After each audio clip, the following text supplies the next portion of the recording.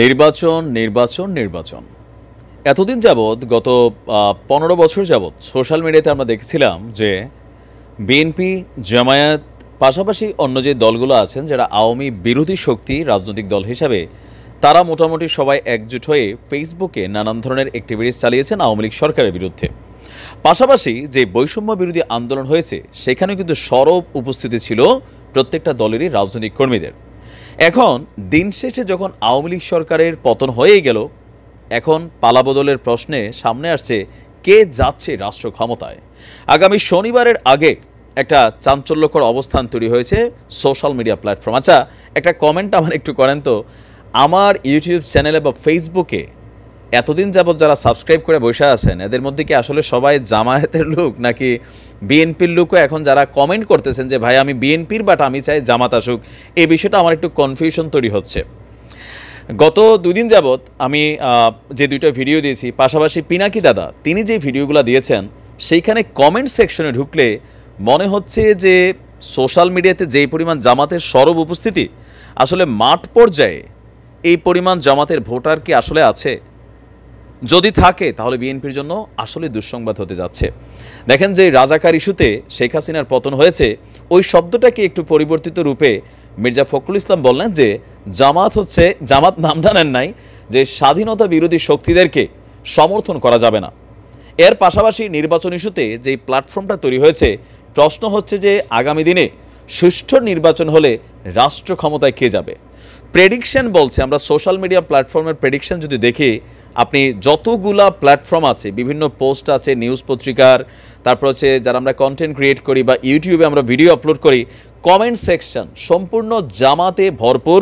বিএনপির লোকও বলছে, জানি না তার অরিজিনালি বিএনপি কিনা, অনেকে একটু কৌশলে আছে জামাতের লোকই না ভাই আমি বিএনপি, আমি চাই জামাত আসুক, এরকম যদি হয় তাহলে ঠিক আছে। আরেকটা আছে জানা অরিজিনালি বিএনপির লোকই চাচ্ছে জামাত আসুক।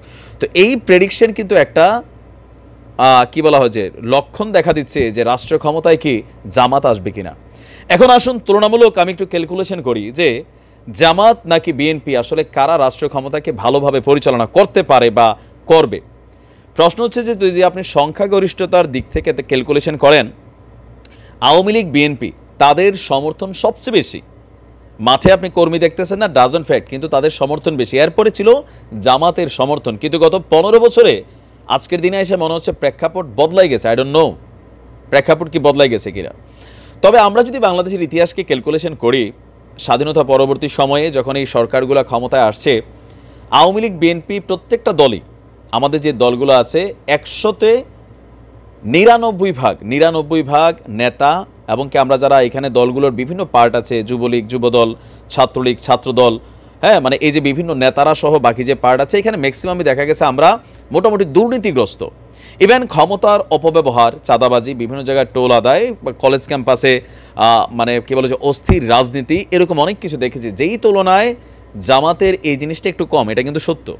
আবার জামাতের যে পলিটিক্স দেখেন, আমি জামাতের একটা জিনিস খুবই পছন্দ করি, এটা আওয়ামী লীগ এবং বিএনপি এত বছর শিক্ষা নিতে পারে নাই। কোনটা জানেন? আপনি ছাত্রলীগ করেন আর যুবদল করেন, ছাত্রদল করেন, মামলা খাইছে নিজের বাবা, খেত বেচায় কিন্তু আপনার জামিন করানো লাগছে। বিয়া করা অবস্থায় মামলা খাইছেন, পরিবারের কেউ খবর নেয় নাই, মইরা গেছেন খবর নেয় নাই। ওই তুলনায় জামাতের একটা পজিটিভ দিক হচ্ছে তাদের সম্ভবত একটা ফান্ড আছে বাইতুল মাল বা সামহাও নামের। আপনি যদি তাদের সংগঠনের কর্মী হইয়া মামলা খান, অথবা জেলে যান, অথবা অসুস্থ হন, অথবা মারা যান, আপনার পরিবারের যে দেখভালের বিষয়টা, মামলার খরচটা তাদের আইনজীবী কর্তৃক বা তারা কিন্তু এটা বহন করে। বিএনপি আওয়ামী লীগে এটা করে 5%, যেটা জামাত করে 95%। এই যে পলিসিটা, এটা কিন্তু ইয়াং জেনারেশন যারা এই পরবর্তী মানে আমরা 2000 পরবর্তী যে জেনারেশনকে দেখছি বা আওয়ামী লীগ সরকারের ক্ষমতায় যে জেনারেশনকে দেখছি, তাদের মধ্যে জামাতের এই পলিসিটা খুবই কার্যকর হয়েছে। পাশাপাশি আওয়ামী লীগ বিএনপি আমরা যারা করি, আমাদের নেতারা টাকা পয়সা হলে সুইস ব্যাংকে টাকা জমায়, ইউরোপ আমেরিকাতে তারা কি করে ব্যবসা বাণিজ্য প্রতিষ্ঠান করে, দুবাইতে ব্যবসা করে। কিন্তু জামাতের নেতারা আপনি দেখেন যে এত পরিমাণ ব্যবসা বাণিজ্য প্রতিষ্ঠানে, যে ইসলামিক ব্যাংক বলেন বা বিভিন্ন ধরনের মেডিকেল সেক্টর থেকে এত প্রতিষ্ঠান করছে যে জামাত করা একজন ছেলে, তার জন্য পড়াশোনা শেষের পর তার দলেরই একটা প্রতিষ্ঠানে চাকরির সুযোগ থাকে, যেটা আমাদের দলগুলোতে নাই। এরকম নানান ইস্যুতে জামাতের যে পলিসি, এটা কিন্তু কার্যকর পলিসি, মানুষ মানে মাঠ পর্যায়ে খাচ্ছে। তো খাইতে খাইতে আসলে আজকের দিনে এসে কমেন্ট সেকশন দেখে আমি গতকালকে এক ভাই বলছিলেন কমেন্টসগুলোকে পর্যালোচনা করে আপনি একটু বললেন যে আসলে কী ঘটতে যাচ্ছে। তবে সোশ্যাল মিডিয়ার ইফেক্ট বাস্তবের ইফেক্ট আলাদা। নির্বাচন হতে গেলে আমার এখনও মন টানে যে নির্বাচন হইতে গেলে আমরা যদি সোশ্যাল মিডিয়ার কমেন্ট বাদ দিই, মাঠ পর্যায়ে শক্তিটাকে দেখি, সেই ক্ষেত্রে বিএনপির জনসমর্থন বেশি। আবার সোশ্যাল মিডিয়া প্ল্যাটফর্মে আসলে মনে হয় বিএনপি আছে এই মুহূর্তে 30%, জামাতের কর্মী আছে 70% সোশ্যাল মিডিয়াতে অ্যাক্টিভ।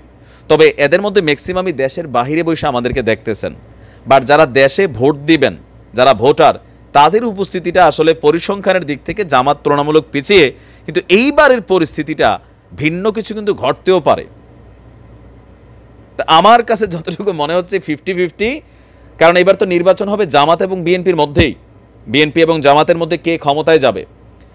পরিসংখ্যান দেখলে ভোটের মাঠের পরিস্থিতি আমরা যদি সংখ্যাগরিষ্ঠতার দিক থেকে তুলনা করি বিএনপির চান্স বেশি, তবে জামাত কিন্তু অঘটন ঘটাইলে ঘটাইও দিতে পারে।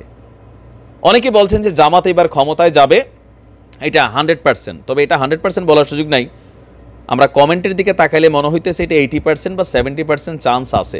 তো বিএনপির নেতাকর্মীরা কি মনে করেন যে আপনারা সোশ্যাল মিডিয়াতে একটু ইনঅ্যাক্টিভ, মাঠ পর্যায়ে কাজ চালাই যাচ্ছেন, নাকি আসলে বিষয়টি এরকম হয়ে গেছে যে বিএনপির লোকরা অধিকাংশ জামাতকে ভোট দেওয়ার পক্ষে চলে গেছে? আমার কমেন্টগুলো দেখবেন, মানে আমার কমেন্টের মধ্যে 30-40% কমেন্ট আছে এরকম যে ভাই আমি কোনো রাজনীতি করি না, কোনো দল করি না, বাট জামাতরে চাই।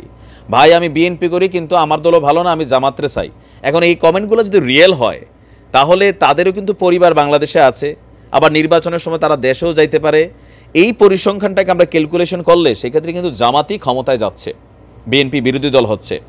তবে জিওপলিটিক্যাল ইস্যুতে আপনি যদি দেখেন একটু এখানে অনেক বিষয় কাজ করতেছে, যে ভারত কখনো চাইবে না জামাত ক্ষমতায় আসুক, ভারত চাইবে বিএনপি আসুক, বেটার। কারণ ভারত একরকম ভয় পায়।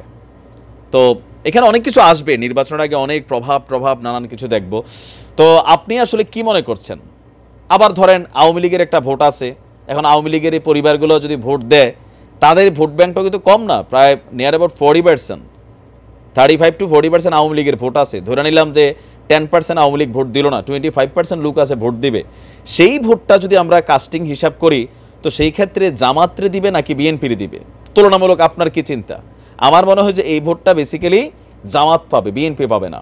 আওয়ামী লীগ যদি ভোট দেয় আর কি, ভোটাররা যদি যায়, কারণ সামাজিক একটা ইফেক্ট আছে, ধর্মীয় একটা ইফেক্ট আছে, প্লাস বিগত সরকারগুলোতে বা এই সরকারেরও 5 তারিখ পতনের পর 6-7 তারিখ সারা বাংলাদেশে যে দৃশ্যগুলো দেখছে, এখনও বিভিন্ন জায়গায় যে চাঁদাবাজি জিবি তোলা হচ্ছে, সেখানে আমরা পাঞ্জাবি পরিত কোনো হুজুরে দেখি না, বিএনপির সিন্ডিকেটগুলোই দেখতেছি বিভিন্ন জায়গায়। তো সেগুলোর কিন্তু একটা ইফেক্ট তৈরি হয়ে যাচ্ছে অলরেডি। সোশ্যাল মিডিয়া প্ল্যাটফর্ম এটা কিন্তু একটা ইফেক্ট ক্রিয়েট করে। তো সব মিলাইয়া সোশ্যাল মিডিয়া প্ল্যাটফর্মকে দেখলে জামাত ক্ষমতায় যাচ্ছে, আর মাঠের ভোটটা আসলে ভোটের দিন ছাড়া বলা যাবে না। তা আপনারা কি বলছেন? আমি ভাই ক্ষুদ্র মানুষ, কমেন্টে জানাবেন। আসসালামু আলাইকুম।